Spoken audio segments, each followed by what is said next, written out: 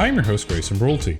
Welcome to another episode of SAE Tomorrow Today, a show about emerging technology and trends in mobility with leaders and innovators who make it all happen. On today's episode, we're absolutely honored to welcome Kelly Coyner, Principal Innovation for Mobility, and Jason Bittner, Associate Division Manager and Principal, Applied Research Associates.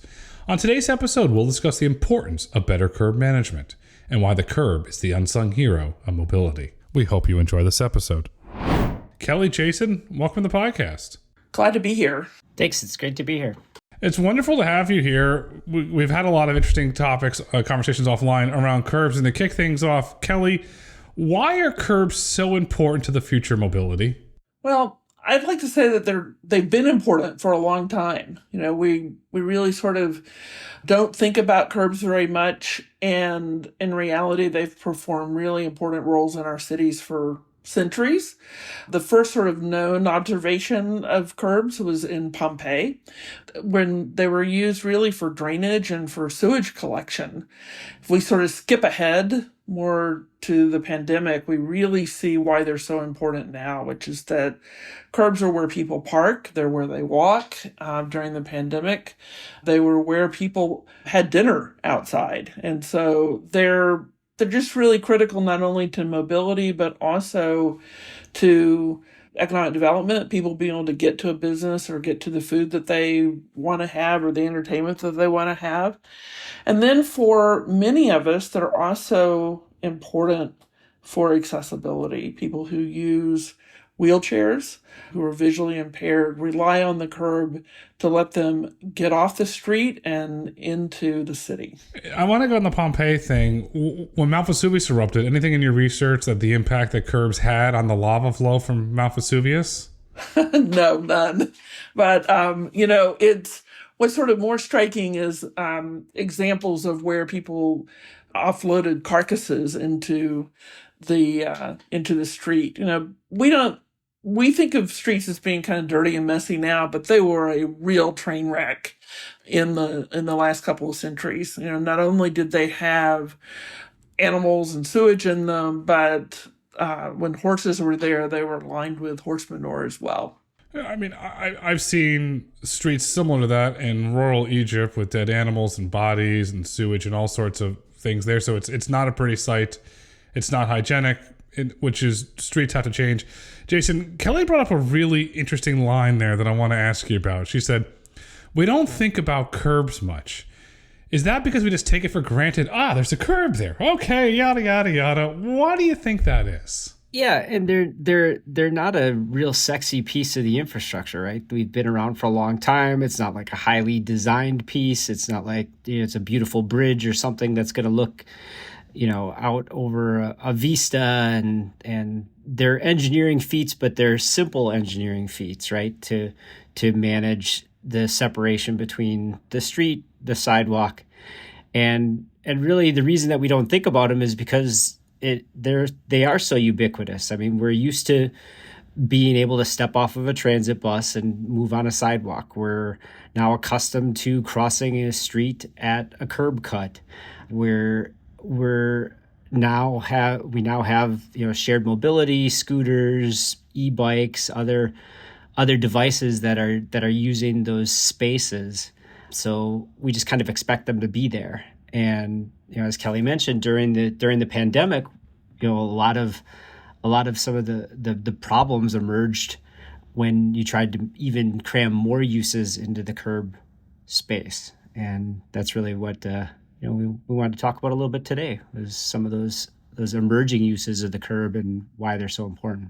Jason, how would you define cram more things into the curb? Because we all seen scooters, we have buses that drop individuals off, we have rideshare that drop individuals off, we have AVs drop people off. How would you describe that? Let's call it that crunch at the curb or that oversaturation at the curb. Yeah, so we have a lot of modes that are competing for space. So delivery, all of us probably use more e-commerce than we really intend to, but all those individual packages need to get delivered. So they're competing for space with taxis and passenger pickup and drop off. They're competing for space with people who do want to use scooters or wheelchairs who need to access the space, transit locations. the way that cities develop, everything that we want to use for entertainment, for shopping, for residential uses, all kind of spill into the same location. And that delivery, that use of mobility options, it all is physically put into the same space. One of the things that sort of paint a quick picture, think of packages stacked up at the curbside where Amazon has dropped them off, but also think about where people can't get to the curb. And so two things that sort of come to mind. One is when you think about all the Ubers and all the Lyfts and someone trying to find their Lyft or their Uber because they can't get up to the curb and they can't sort that out. Or one of my favorites on my very own street is the Prime delivery van or the FedEx or the UPS truck or the unmarked truck that's just parked in the middle of the street because there's no place to pull up at the curb while they make their delivery. And so, that's kind of the chaos at the curb that we're thinking about. Kelly, how can curbs achieve their full potential? They're not out there hiring a lobbyist to go out there and say, I want a better life. I'm a piece of cement. How can they achieve their full potential? Well, Jason is available for hire to be the representative for curbs. I think that the curbs are actually really controversial in lots of ways, and there are lobbyists for curbs, right? So a lot of times people want to park, or they want their customers to park at the curbs. And so there's a need to sort of understand how do we get benefits across those different places. I actually think that lots of delivery folks don't want to be parked in the middle of the street. They want to be able to pull up to the curb, and so they want an answer. So I think the answer is, how do we come up with balancing those needs at the curb in a way that addresses the concerns of the various people who benefit from curbs and also, frankly, generate some revenue as we go along. It means being really sort of creative about how we do it. And I would just say that those who are most challenged, are most concerned about giving up use of the curb, are those people who want somebody to park at the curb. And that's kind of the hottest issue. Jason, what if you eliminated parking at the curb? Does that solve anything? Does it increase efficiency? Does the curb have more rights now? Is it happier? What happens if that scenario was to happen? If you eliminated parking at the curb for any period of time and only, restricted it to, allow for deliveries and passenger pickup and drop off, certainly you'd have more throughput.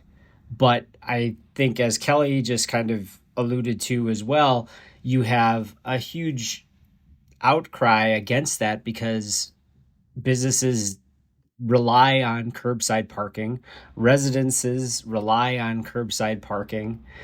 Those cities that operate municipal parking systems rely on that revenue from curbside parking. So I think that the elimination of parking wholesale at the curb would be very problematic for our entire ecosystem. There are some opportunities to change, time of day restrictions or allow parking, during different periods or peak pricing kind of environments and dynamic arrangements that can help improve efficiency so you don't have, vehicles parked in the prime loading zone during the prime hours of delivery, right? Or you have entertainment districts that can be used in a way during their peak periods that make the most sense. And so some of the technologies that are out there to improve upon the management and use of the curb, could get towards that question of how do we improve the efficiency of the curb and the operations at the curb itself. Is one of those tools perhaps a digital infrastructure layer or a digital clone or a digital twin of the curb that you can run simulations to optimize based on various use cases, delivery, parking, rideshare? Certainly. I mean, there is a digital infrastructure component to this. More information is better information. The challenge is, of course, getting the sensors, the cameras, the back end infrastructure in place to be able to actually do that based on the fact that a curb right now is relatively inexpensive to install. We cut them all the time. A new building goes in. We don't think about it as a major expense to basically redo the curb frequently. I mean, all you got to do is walk around your city and you can see, places where they're carved out or where there looks like new concrete there that went and multiple installers, those kinds of things, because it is a piece of the infrastructure that is just expected. Kelly, it's expected, but it has to be optimized. What is the best way to optimize the curb? I think that it's really important to, as we say in urban planning, to be sensitive to the context and sensitive to the use. So there's not a single answer.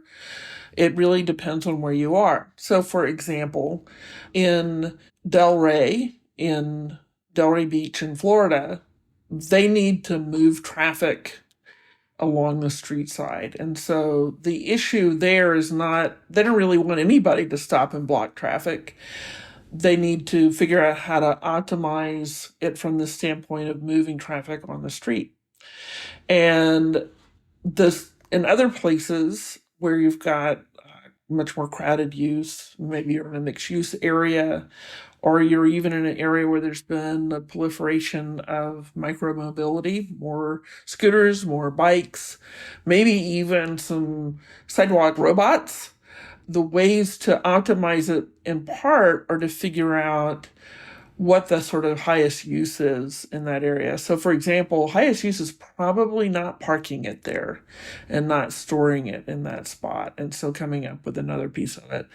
And another way to optimize it is, you talked about the digital infrastructure. Probably the biggest value that brings is that it allows you to have what we call congestion pricing at the curb.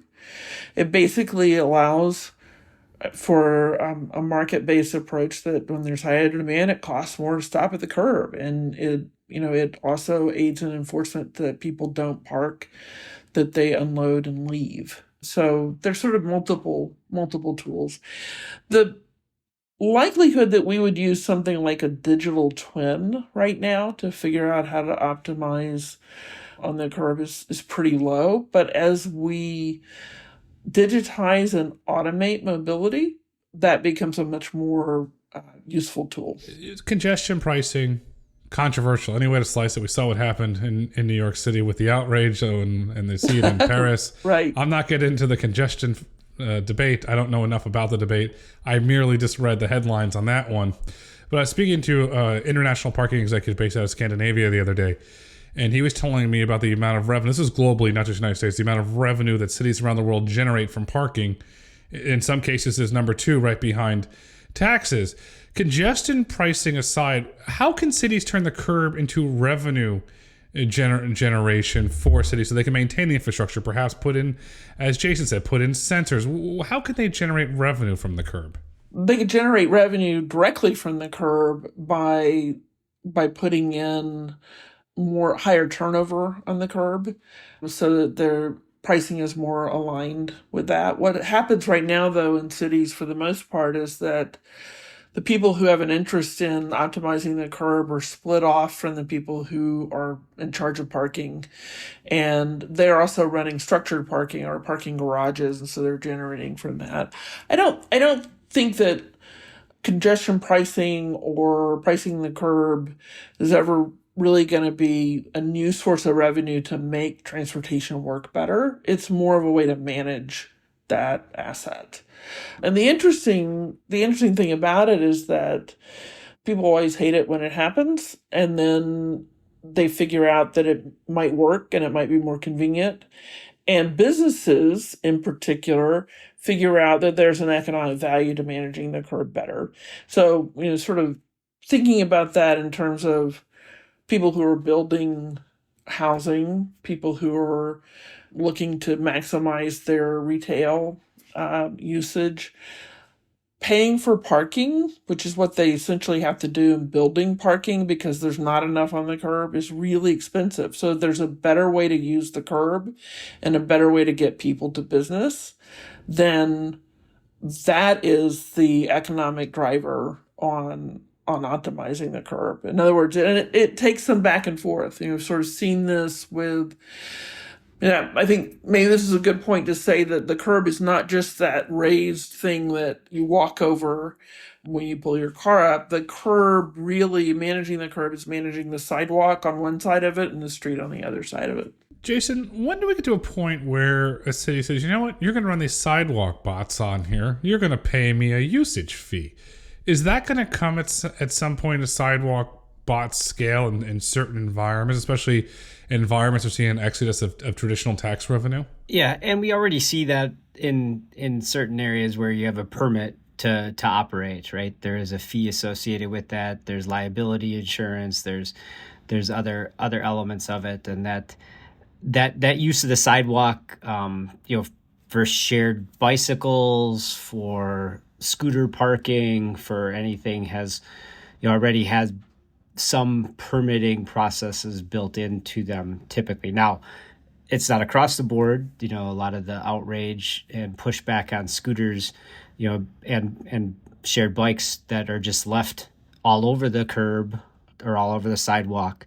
Certainly there's some challenges there, but for the most part, corralled locations, designated areas for delivery robots to rest and store, those are typically permitted locations. Even some of the off-street parking or on-street parking that has been dedicated to either a shared bicycle corral or a parking area for scooters, those are typically paid a fee to the city to offset the lost revenue from the parking.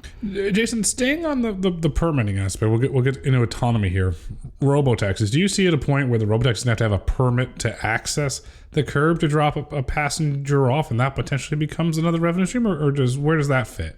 Yeah, and that's a good point. Some of the work that Kelly and I had done on our Edge report in this area focused on looking at how even short-term delivery drop-off, fees might be in place. I mean, you see that already, and most airports will have a surcharge on a shared mobility option. I would expect that would be extended to any automated robo-taxi environment, that you'd have a similar location-based surcharge, and I could certainly see that being part of it. If you're going to a congested area, it's like a surge price, extra costs to be dropped off at this particular location versus another location. A flip piece of that, though, is that there are places that do not allow robo-taxis now to drop off at the curb. One of them being the city of San Francisco, and so that is an issue for robo-taxis if they can't pull up to the curb and safely drop someone off, or drop someone off who's using a wheelchair or a walker, and have to drop them in the middle of the street. So it's not just about permitting, and it's not just about surcharges. It's also about how do you establish a way to have pickups and drop-offs that are safe and accessible. I'm going to throw another thing in here because we're going to have fun on this. If you look at consumer behavior, and let's look at airports, some of the highest landing fees in the world are London Heathrow. It's astronomical. Average is $249 US per person to land at London Heathrow. I know people that avoid it like the plague as they're going into Europe because the fees are so astronomically high. And obviously you have a very strong British pound that's now at $1.30 on the way to $1.40 potentially as we devalue the US currency in this presidential election. So if you have a curb and there's a landing fee or a drop-off fee, then the people start gaming the system like they do when we go from the United States across the pond. Well, I'm not going to Heathrow. I'm not paying that $249 fee. I'll go to Amsterdam. $49 fee. Score! I'm up $200. Because if it's city, then that becomes whack-a-mole. Well, I don't want to get dropped off here because if I get dropped off here, it's cheaper. Where does this go? Yeah, I mean, we already do that, right? Like if you park at a sporting event, there's the the $50 parking ring that are close by. And then, if you want to walk more blocks, you pay $5. And if you find a street spot even further out, then you pay nothing. But it's all about what the consumer wants to do at the other end. Now with mobility, right, we're talking door-to-door options. So if people want to pay for the peak location, they'll be able to pay for the peak location. Jason, from a policy perspective, there's a lot of ingredients. We're making a really interesting pie here. There's a lot of ingredients going into it. Oh, yeah. How do cities manage for all these what-if scenarios when they go through the policy planning that's around the curve? Because you have the what-ifs, but then you have the new technologies emerging, and then we have the technology we haven't even thought of yet. And when you set the policy, it's there for decades. It's not like, hi, here we go. Yeah. Now, fortunately, signs and designating parking zones and things like that are not high cost items. It doesn't take a substantial redesign of the curb as we know it today to accommodate some of the future usage. And in fact, any of most of the technologies that are being developed would not require any changes to the physical infrastructure that exists, at the curbside, right? They're expecting to unload and load passengers and goods with the existing curb and gutter that is in place. So a city can manage, on case by case basis or on demand, like entertainment district could have, very different rules at night than it does during the day with simple signage and enforcement. So those options are out there for cities to pursue. Kelly, some of the infrastructure from a curb has to be updated to accommodate accessibility. How should cities think about that investment, and how do the cities determine where to make that investment in the city versus not where to make that investment in the city? Most of the accessibility issues with the curb are actually on the sidewalk and not the curb itself. Because if a vehicle can pull up to the curb and you can align and move out, it's not for pedestrians or for people who are moving across streets, curb cuts are an issue. But the bigger, more expensive infrastructure items are accessing transit centers, places where there are only stairs and they're not elevators. You can think about, New York City and MTA, which has made $1 billion commitment over 25 years to make those station areas accessible. So it's not really a curbside issue. It's more of the station entrance issue. So the sidewalk's interesting. Is it a design perspective, if you want to call it the right of way for an individual, that really determines where the infrastructure goes? Is there a certain standards where it has to be 6 feet from a bus stop? Are there certain standards when it goes to developing the infrastructure to ensure those individuals can properly move around the curb? Most of it is the condition of the sidewalk and the existence of the sidewalk as opposed to design specifications of it.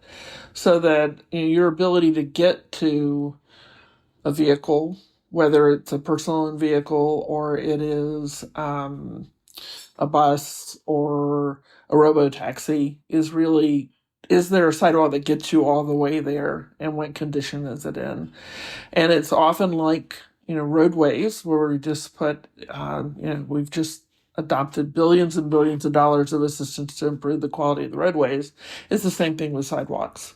And the issue outside the city is often there is no sidewalk, and it's a matter of moving, actually in the right of way to get to a pickup and drop off point. Jason, we saw, this is mostly pre-pandemic, but we saw the rise of scooters where individuals wanted designated scooter parking areas, and then that merged into mobility hubs. And obviously, we use the term real estate. They take up real estate on the sidewalk. How can you design a sidewalk for new forms of mobility, but then while also taking into account accessibility, but just based purely on the amount of real estate that you're going to use to put those hubs? Yeah, and I mean it's the key question about trying to figure out how we want cities to look, right? People want to typically go to the same places. So we have congestion just built in by the number of people that are there at the times of day that people are moving in throughout the city. So entertainment districts, and we have had a massive change in works schedules. There are fewer people working a 9 to 5 than ever before. So we have a lot of, you know, what we would have traditionally viewed as the peak commute periods are changing in some of those locations as well. But still understanding that you have certain areas that are going to continue to be congested, and it's just now another part of the urban design where you do have to take these things into consideration. Transit will continue to be a big important part of the cities, so you want to provide for bus access to areas, and where you have typical stops for a bus, you're going to want to have those scooters and shared bikes and other connections that are available to it. So providing for that, it does take some real estate. And unfortunately, we do have a fair amount of right of way in most places. We maybe more fortunate in most U.S. cities that they were designed after a period that already had automobiles as an important component of that. So we have much more preserved right of way for moving people in and out of locations than maybe some other our European counterparts or other parts of the world. When do we get to the point where sidewalks become oversaturated? And we saw this during the pandemic when seemingly every restaurant around the world magically permits. Oh, the hell with permits. We're going to put our tables out there. And it was just overflowing. And then from them, they went into the street, and it just kept expanding and expanding and expanding. Where I was in New York City at that time during that, you couldn't even walk around. It was just me as a mobile guy walking. I could just imagine, which was like, well, this is oversaturated. How do we avoid that in the future? Obviously, that was a global pandemic, so that's an outlier. But how do we avoid sidewalks and the curb becoming oversaturated? I mean, it's a good question, because I believe that we can have oversaturation, and that's a good thing because people are, out and about, and we don't necessarily need to worry about that much. Now, I think there are safety concerns about, scooters and bikes zipping in and out of pedestrian areas. But I mean, personally, I think people adjust to that sort of vibrancy of a city is part of the reason that you want to be there. I would push back a little bit that oversaturation is a bad thing. Okay, I accept the pushback because it's right. Kelly, I want your opinion now. Do I get pushback from Kelly as well, or do I get curiosity? Well, I think it depends on where you are, right? And what you're trying to accomplish. And so I think one of the, as we sort of move forward in thinking about managing the curb and managing these new forms of transportation, is that we need to find ways that we're really organizing the transportation, both people walking around and also people who are using whatever form of motorized vehicle that they're using. And so that sort of suggests bringing some order to the madness through the use of mobility hubs. And mobility hubs, sort of exist already. If you think about like going to, a parking lot, and it's got bus stops in the middle of it, and it's got places where people are doing deliveries, and they're also coming to park and go to the movies or whatever. But in a crowded, congestion environment, they might look different from that, and they might bring other sort of amenities that let us sort of move forward. So the amenities might be, lockers for Amazon deliveries, or they might be electric vehicle charging, and they also maybe just building in those places to sit and eat and drink a sandwich, not drink a sandwich, but eat a sandwich and have a drink as you're going forward. And that doesn't have to be new construction. It can be sort of retrofitted into the city. And just to kind of, to think about places where we maybe are being much more imaginative about that. Los Angeles, as it gets ready for the Olympics in 4 years, not the ones that are going on right now, are investing in mobility hubs at 1,000 bus stops. And those are wired for sound, as it were. They're very heavy on their digital infrastructure, but they also allow for this sort of management of the curbside, management of parking, management of which modes you're using. And so I think that's where we can meet the future now, in terms of managing that better. Los Angeles is going to have one heck of a planning exercise for 2028. Right. David Wolper led the last Olympics there in the 70s in LA. Mr. Wolper is no longer with us, but he produced Charlie and the Chocolate Factory. So he was a Hollywood producer that helped produce the games. And Mr. Wolper, I had the honor of meeting him several times. Was a very nice gentleman who would see what's happening from an infrastructure perspective in Paris. Right. A lot's going on. They clean up the river. The mayor of Paris actually went for a swim in the Seine today. The question is, does Macron go for a swim as he promised? There's a lot of questions along with Paris, along with the infrastructure. Hopefully they have a very successful Olympic Games. Kelly, in your opinion, what is the future of the curb?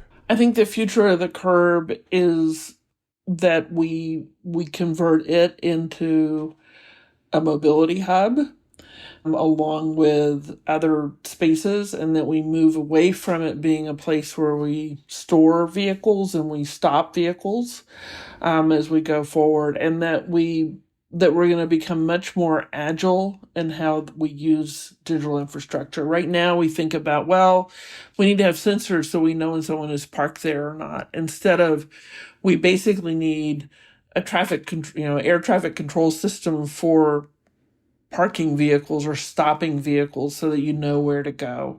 So I think it may not be quite a Jetson-like scenario, but I think that it's a much more organized usage of it. And that in some cases, we're just going to make decisions that we're going to route traffic to another area, and we're going to keep it in a particular area. And so we're not going to worry about managing the curb in a place where we're trying to have a lot of throughput.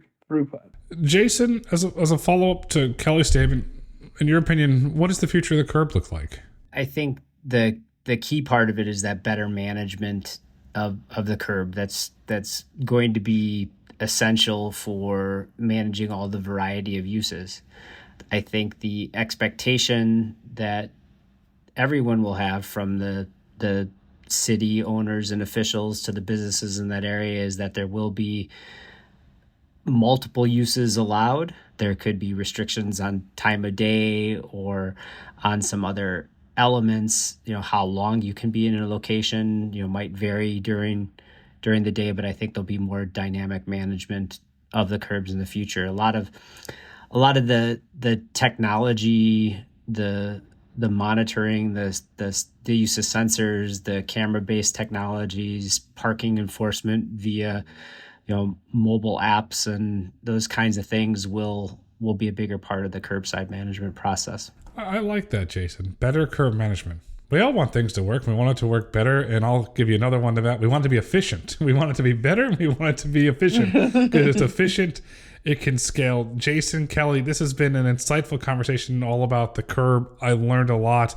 As we look to wrap up our insightful conversation for today, what would you like our listeners to take away with them? Jason, we'll start with you, please. Yeah, I mean, I guess the thing that I would want to communicate most is that, while this curb is sort of an unsung hero, right, of the mobility system, it's something that is very important, and the regulation, the management of that curbside use is a key part that makes e-commerce function. It makes food delivery function. It makes passenger pickup and drop off function. It'll make better shared mobility. It makes micromobility better. So it's a vital component of the infrastructure, and maybe deserves its time in the sun a little bit. It's a time in the sun. Wonderful. It deserves it. You can have a martini out there. Why not? It deserves a break, because it's used an awful lot. It has stressful days, and there's no great way to wind down a stressful day with a really good stiff martini. Kelly, what would you like our listeners to take away with them?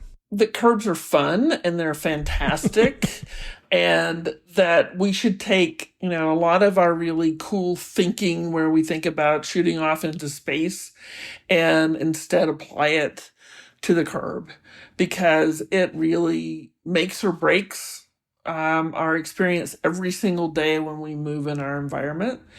And there are just some really cool and interesting ways that we can make it a safer environment, make it a more efficient environment, and really make it so that it's not just sort of the place where we dump things, whether it's animals or other stuff. Instead, it's a place where we bring our community alive. To summarize this conversation, I'm going to paraphrase Jason here. The curb is the unsung hero of mobility. Today is tomorrow. Tomorrow is today. The future is better curb management. Kelly, Jason, thank you so much for coming on SAE Tomorrow Today. Thank you. Thanks for having us. Thank you for listening to SAE Tomorrow Today. If you've enjoyed this episode, please kindly rate and review on your favorite podcast platform. Your feedback is invaluable to us as we work to produce world-class content. Be sure to tune in next week when we explore value-based logistics for a data-driven future in autonomous trucking. SAE International makes no representations as to the accuracy of the information presented in this podcast. The information and opinions are for general information only. SAE International does not endorse, approve, recommend, or certify any information, product, process, service, or organization presented or mentioned in this podcast.